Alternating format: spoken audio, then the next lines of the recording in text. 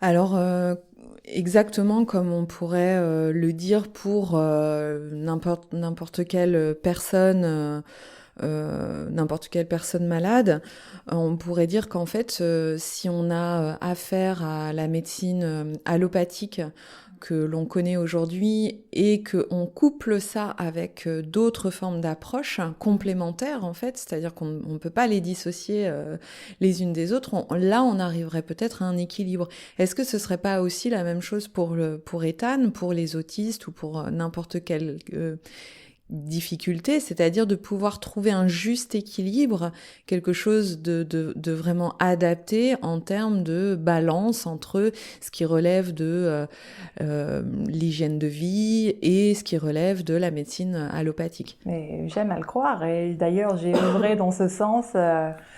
J'ai œuvré de ce sens réellement parce que je suis allée voir un médecin à Paris qui proposait justement un tas de son approche était complètement différente. Il a vu le comportement d'Ethan, il a proposé un tas de vitamines, de compléments alimentaires, une alimentation adaptée. Enfin, on a essayé plusieurs choses.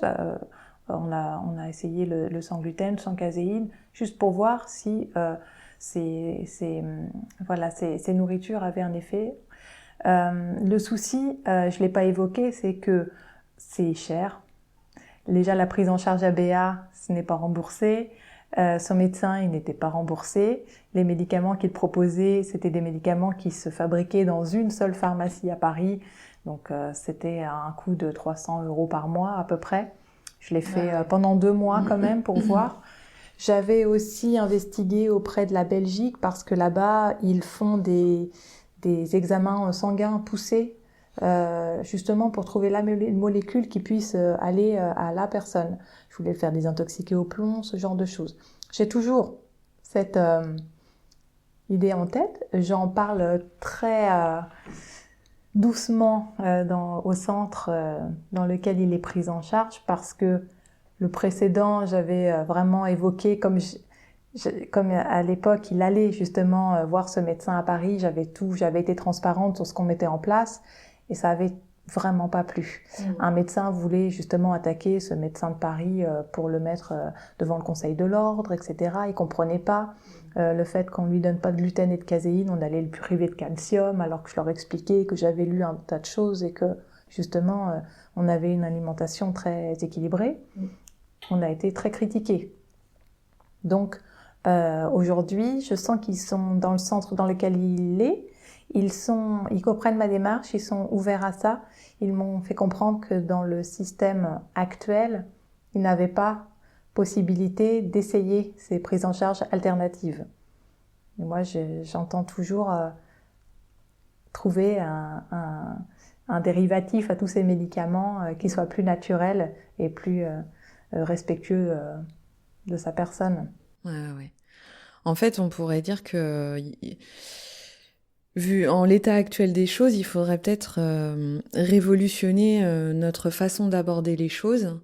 Et puis, plutôt que de faire des séparations entre les approches, privilégier justement l'addition de plein d'approches complémentaires de façon à trouver quelque chose d'équilibré dans la réponse qu'on va donner à telle ou telle prise en charge en fait. Mais bon, je pense que ce centre-là n'existe pas encore, il va falloir l'inventer. Absolument. Et puis, c'est même sociétal, hein, parce que je pense qu'il y a beaucoup de progrès à faire dans ce domaine. Alors, un jour, en fait, un médecin, alors que je le questionnais sur le bien fondé de lui donner du Risperdal alors qu'il n'avait que 6 ans, m'a répondu, visiblement irrité par ma question. Mais enfin, de quoi vous plaignez-vous? On en donne à tout le monde. Et c'est ce que je disais, c'est précisément le problème. Les traitements ne sont pas adaptés. Et les petits autistes sont tous différents. On les considère comme étant très anxieux et ce médicament est proposé pour calmer d'éventuelles crises. Les crises, elles sont pas là par hasard. Au lieu de les étouffer sous un médicament qui calme ces crises, je pense qu'il faut l'écouter cette crise, comprendre d'où elle vient, l'accueillir et et l'aider, lui, à trouver des dérivatifs pour apaiser la crise, mais par des comportements. Oui, en fait, en donnant une réponse adaptée. Donc ça suppose du côté des adultes qui prennent en charge l'enfant, d'aller aborder les choses complètement différemment finalement. Et là, visiblement, les personnes dans ces centres-là sont pas toujours formées ou disposées à le faire, c'est ça? Non, et les personnes dans ces centres-là, la société dans un sens plus large, on a l'habitude de donner un médicament quand on a mal au ventre, quand on a mal à la tête, au lieu de se demander le pourquoi on a mal au ventre ou mal à la tête. Exactement.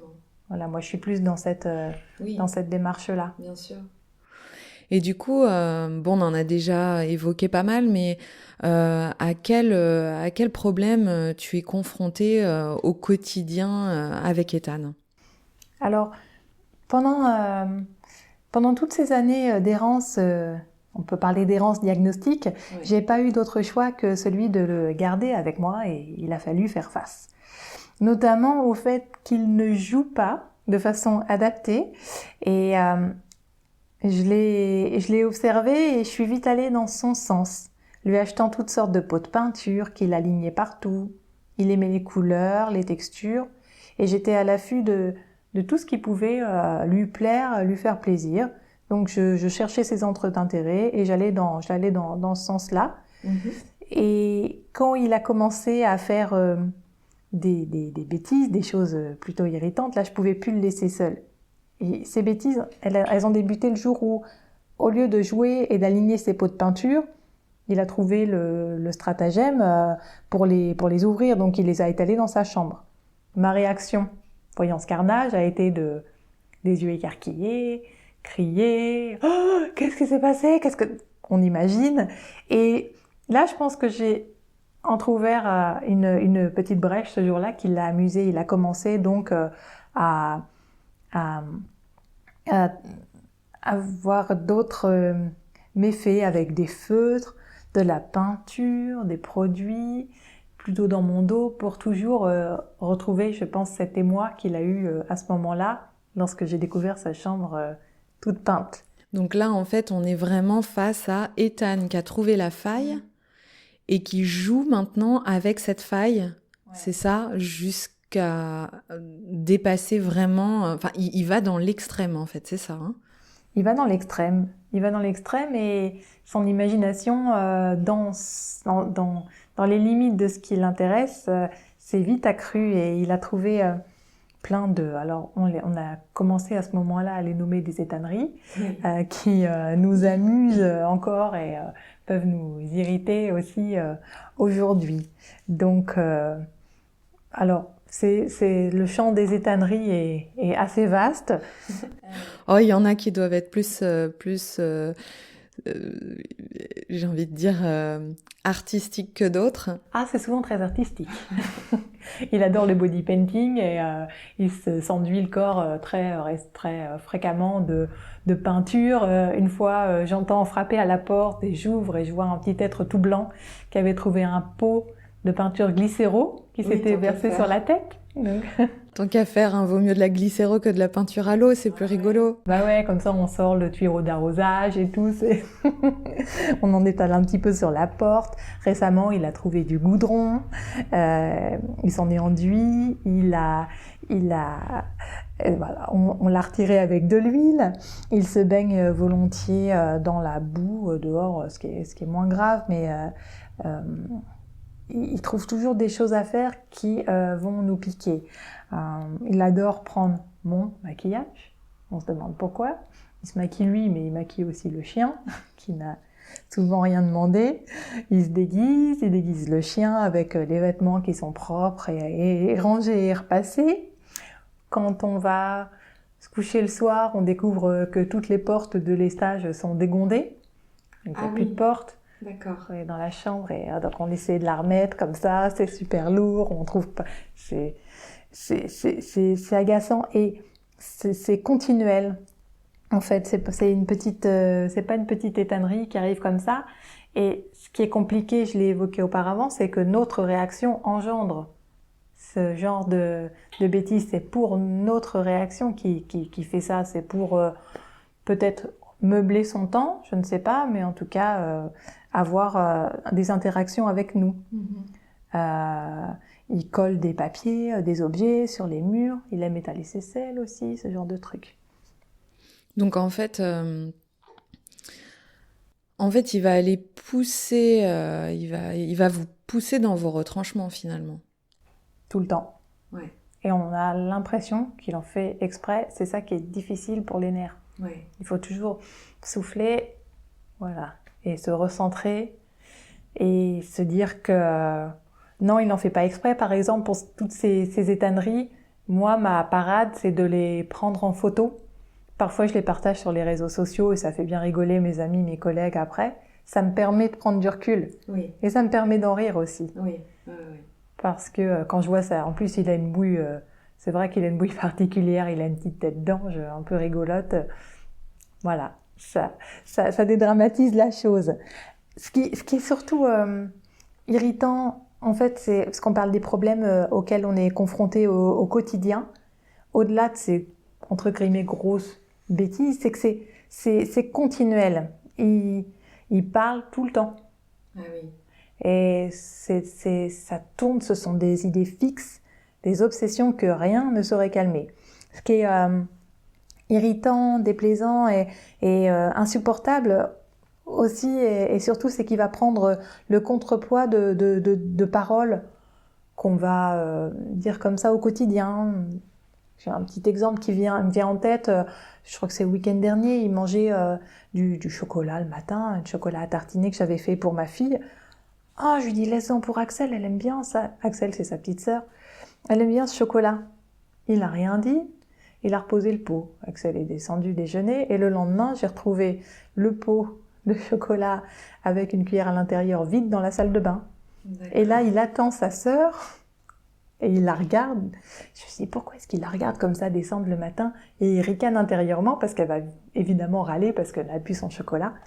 Donc, c'est des petites situations plutôt cocasses et rigolotes, mais tout ce qu'on dit peut être sujet à interprétation avec lui. Oui. Il faut être dans le contrôle tout le temps. Et du coup, est-ce que il n'est pas stimulé par exemple, je sais pas, des émotions de surprise, des émotions de joie, parce qu'il pourrait très bien faire des choses pour stimuler chez l'autre des expressions, tu vois, de surprise ou de joie, plutôt que de colère et d'énervement. Absolument, il adore ça. C'est pour ça qu'on joue au chamboule-tout. Et il est super client de ces effusions de cris qu'on exagère d'ailleurs. Quand il fait quelque chose de bien, on pousse on pousse la joie un petit peu au-delà de ce que...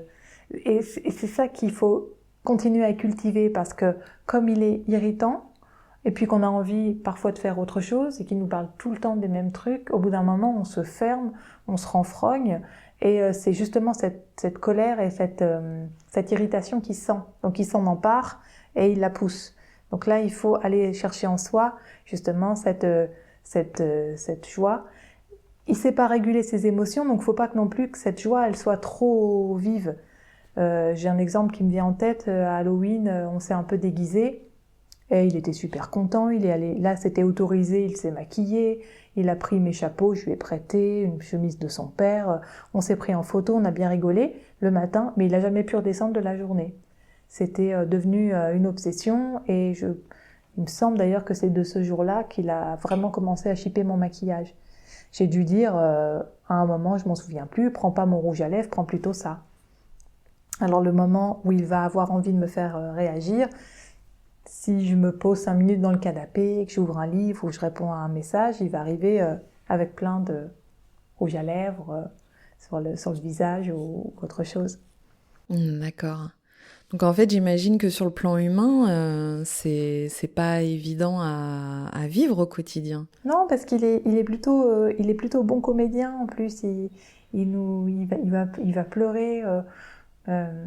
J'ai pas fait exprès. Enfin, il a des petites paroles comme ça, parfois toutes mignonnes. En fait, tout est dans notre contrôle, dans notre ton, dans notre parole. Mais on n'est pas des robots.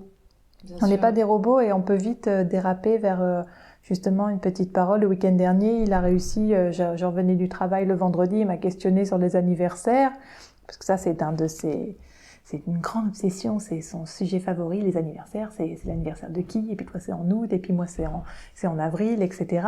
Et je me suis laissée emporter, je lui ai dit mais tiens, c'est l'anniversaire de ton cousin ce week-end justement, on va aller le fêter dimanche. J'aurais pas dû le lui dire. Parce que pendant 2 jours, il m'a suivi, mais vraiment en pleurnichant, en donnant des petits coups de pied dans les meubles, etc.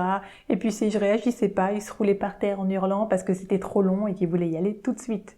Et il n'y avait rien à faire, je le savais. Je pouvais pas lui dire, j'ai essayé de lui montrer que c'était... Voilà. Donc, faut le vivre pour s'en rendre compte, mais là, il faut aller chercher en soi beaucoup de self-control. Des stratagèmes aussi. Ouais, et pour pas s'énerver. Ouais. Beaucoup de patience. Énormément. Et puis trouver une manière, en fait, de le canaliser, c'est ça? De trouver, une manière de le canaliser, parce que, en fait, oui, on parle de patience qu'on doit trouver. Oui, alors comme tout parent, parce que Ethan, c'est un peu un petit enfant puissance 10. Sauf que, en fait, Ethan, il s'arrête jamais. Et donc il faut pouvoir le canaliser et on sait qu'au fond de nous, on sait qu'il n'en fait pas exprès, mais il faut trouver un moyen pour le faire redescendre parce que lui, il peut pas le trouver tout seul.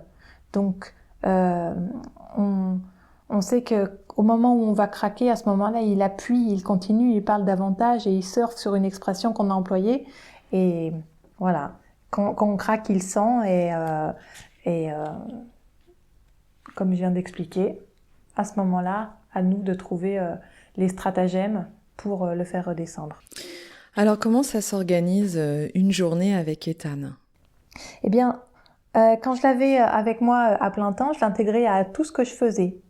J'ai beaucoup cuisiné avec lui, c'était un moyen de l'occuper, de le faire participer. De l'autonomiser aussi, j'imagine? Pas de l'autonomiser, là, pour le coup, pas toujours, parce que je voulais tout le temps l'avoir. De toute manière, il me suit... à la trace? À la trace même, encore aujourd'hui. Moi, ouais. Il ne me lâche pas. Donc, je le gardais et puis j'essayais de faire des choses qui puissent l'intéresser. Aujourd'hui, à 14 ans, il est encore comme un petit enfant, à savoir que si on l'entend pas... pendant plus de 5 minutes, on peut commencer à s'inquiéter et souvent à raison. Ouais. Une étonnerie guette. Ouais. Le week-end dernier, il a récupéré toutes les photos. J'étais partie, il a récupéré toutes les petits instax que j'avais mis de droite de gauche dans la maison pour les accrocher dans sa chambre. Jusqu'ici, pourquoi pas, sauf qu'il a utilisé des punaises. Donc les instax punaisés, c'est moins chouette. Et puis, jamais je n'utilise de javel parce que j'utilise du vinaigre blanc, du bicarbonate de soude, des choses plus respectueuses de l'environnement. Mais ces toilettes sentant vraiment très mauvais, je me suis dit pour une fois, j'achète quelque chose d'un petit peu plus décapant que j'ai laissé donc dans... Et il a utilisé ce flacon de javel pour nettoyer son matelas, ses murs. Je ne sais pas pourquoi il a eu cette idée-là. Il avait un beau pyjama tout neuf dans lequel je l'ai admiré toute la soirée de la veille en me disant vraiment il est beau, qui était évidemment foutu. Donc c'est des petites choses, en fait, comment expliquer il arrive à ficher en l'air une espèce de contentement qu'on a eu la veille, de le voir comme ça, plutôt calme, beau, avec son beau pyjama, et le lendemain il fiche tout par terre. Ouais. Et il a jamais pris du vinaigre blanc pour nettoyer sa chambre. Ouais. Pourquoi ce flacon de javel ce jour-là? Il a un radar à bêtises. Donc... Oui, donc c'est la répétition en fait de tout ça qui doit être vraiment usant. C'est la répétition, le fait qu'il n'y ait pas de pause. On a un terrible sentiment d'impuissance.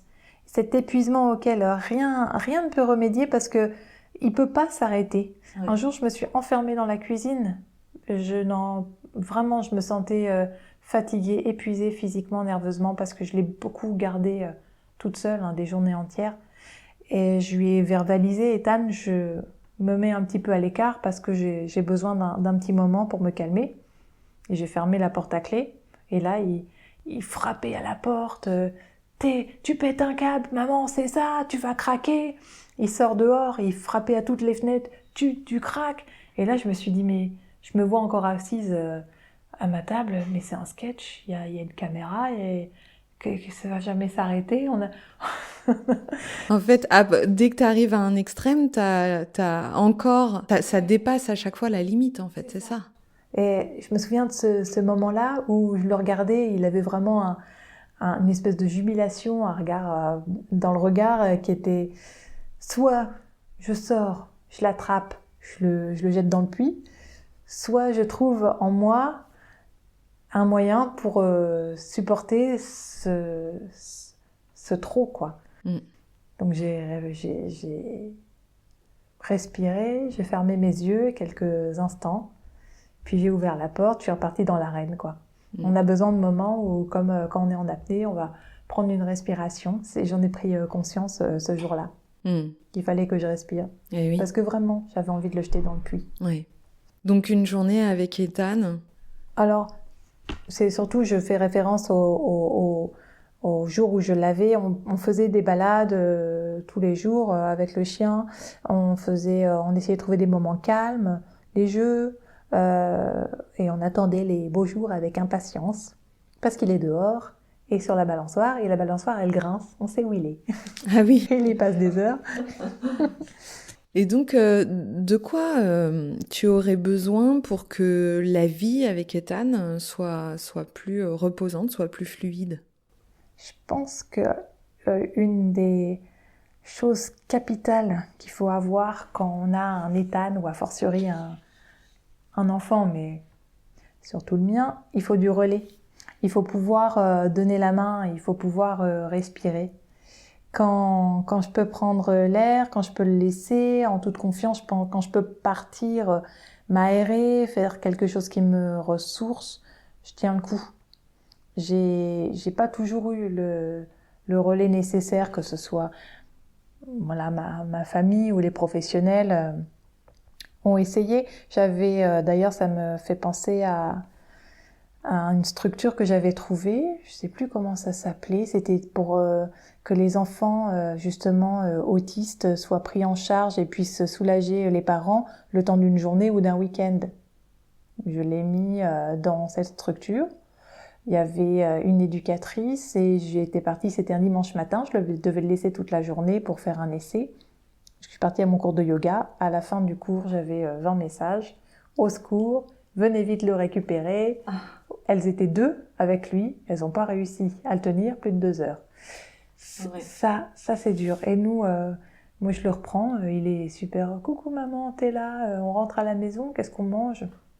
Comme si de rien n'était. Comme si de rien n'était. Peut-être un petit peu content de lui d'avoir fichu le bazar pas possible et d'avoir rendu les filles folles. Donc le relais, en fait, je l'ai pas toujours eu et j'ai pris sur moi et j'avais l'impression que seul moi pouvais m'en occuper. Et il me le faisait aussi sentir. Il a fallu que je lâche prise et que je le laisse. C'était pour ça aussi, on parlait tout à l'heure du fait qu'il faille retrouver un centre. C'est ce qui m'a décidé à en rechercher un activement. Bien sûr. Que je sentais qu'il allait grandir et que ce sentiment aussi en moi, il allait grandir de me dire que j'étais la seule à pouvoir le garder et lui, il s'en est emparé aussi. Oui. Il est aussi primordial, j'évoquais tout à l'heure la méthode ABA et en quoi elle m'avait aidée parce que j'étais encadrée et conseillée et j'ai toujours cherché ça depuis bébé quand il faisait des choses bizarres. Je me souviens qu'à l'âge d'1 an ou 2, à chaque fois que je le posais à la sieste, il faisait plusieurs petits pipis dans son lit, des choses comme ça. J'avais besoin à ce moment-là qu'on me dise précisément quoi faire. Oui. Et donc voilà, ces conseils ont été vraiment salutaires pour moi. On a besoin de guidance, qu'on nous apprenne à voir les choses autrement, à prendre du recul. Besoin qui m'écoute, besoin d'apprendre comment je pouvais avoir un petit peu de contrôle aussi sur lui, besoin de savoir comment je pouvais me faire comprendre de lui et qu'il sente que lui ait la possibilité de communiquer avec nous, de faire des demandes, c'est énorme. Oui, oui. Alors, on parle de quoi on aurait besoin pour que la vie soit plus fluide. En fait, il faut qu'on puisse aussi s'évader et faire des choses plaisantes ensemble. Ça, c'est très, très important. Nous, on adore aller se promener en forêt. C'est un endroit où il peut s'exprimer comme il le souhaite. On va aussi sur la plage. Il y a des grandes plages désertes presque en Normandie où il peut courir, s'exprimer. Et on crie, on rit. Ça, c'est très important. Et c'est vrai que toute sortie avec lui est un caractère un peu sportif et pas toujours simple. Donc il faut faire fi des regards des gens, parce que des étonneries dans la rue, on en a connu pas mal. Voilà. Et c'est pas grave. Il faut quand même se balader avec lui, même si on a une vigilance de tout instant, et se détacher complètement du regard des autres. Alors c'est vrai que là, on parle beaucoup de ce qui pose problème, de ce qui est inconfortable à vivre. Mais est-ce que finalement, Ethan, le fait qu'il soit dans ta vie, j'imagine que ça a dû t'apprendre énormément de choses. J'imagine que ça enrichit ta vie aussi. Tout à fait. Tout à fait. On en prend conscience à un moment. Pour tenir le coup, on est... je l'ai évoqué auparavant, on est obligé d'aller chercher en nous des facultés presque inhumaines. Ethan, il me pousse au-delà de mes limites, au-delà de ce dont je me serais cru capable de supporter. Oui. Il rend ma vie impossible, il envahit tout, il envahit mon espace vital, mon espace sonore, il est là sans cesse, il est derrière moi, il me parle, il m'épie, je me douche, il est assis à côté de moi. Je peux pas sortir sereinement parce que quand je pars, il nettoie toute sa chambre à la javel. Et je peux rencontrer ou inviter personne sans que ça vire au sketch aussi. Mm-hmm. Alors, comment est-ce qu'il a enrichi ma vie? En fait, il a fallu tenir et il a fallu trouver le bon dans tout ça. Il a fallu exploiter des ressources complètement inconnues de mon être. D'ailleurs, souvent, les gens me disent moi, je pourrais jamais faire ce que tu fais. Mais moi, je crois que je pourrais jamais le faire non plus, mais je suis obligée. Oui, c'est ça. Il est là. C'est que t'as pas le choix, en fait. Voilà. T'es obligé d'aller chercher énormément de ressources pour pouvoir faire face, en fait. Oui. Et lui, il peut pas Et non. faire le chemin pour s'apaiser. Bien sûr. Donc, moi, je peux. C'est ce que je me suis dit le jour où j'étais dans ma cuisine assise et que je l'ai vu taper à la fenêtre. Là, j'ai pris conscience que lui ne pouvait pas me lâcher à ce moment-là, mais moi, je pouvais trouver les facultés en moi pour m'apaiser. Oui. Alors, je peux vous assurer que c'est loin d'être simple et que parfois le soir, quand il s'est endormi, souvent le dimanche soir, en fait, les larmes coulent toutes seules. Alors, je les accueille parce que je me dis, c'est tout ce que j'ai contenu, je suis un peu épuisée, quoi. Et on se victimise aussi parfois, on se demande, mais pourquoi moi, quoi? Pourquoi est-ce qu'il s'acharne comme ça? Pourquoi le sort s'acharne? Pourquoi j'ai un fils si difficile? Et donc, du coup, ces questions m'ont amené à un chemin un petit peu de croyance. La foi m'a aidée. Je me dis que s'il est là avec moi, c'est que quelque part, je peux le porter. Quand j'ai pris conscience de ça, ça m'a renforcée, ça m'a beaucoup aidée. Il n'est pas là par hasard, il m'a choisi et je dois trouver comment surmonter tout ça. Mm-hmm. Donc, j'ai appris à me remettre en question, à me mettre à sa place, parce que lui, il n'a pas d'empathie, donc j'ai dû décupler la mienne. Mm-hmm. J'ai appris la compassion pour ce petit bonhomme. J'apprends à aller puiser en moi de belles choses, un calme, une sérénité, un positivisme et un humour sans lesquels, en fait, je deviendrais une personne que je veux pas être et une personne en colère, aigrie ou repliée. Ouais, donc en fait, il t'aide à développer des savoir-être en les démultipliant au quotidien, en fait. C'est ça. Parce que si je me laisse aller à subir, je deviens vraiment quelqu'un que j'aime pas du tout. Oui, bien sûr. Et de quelles compétences tu aurais besoin pour accompagner Ethan?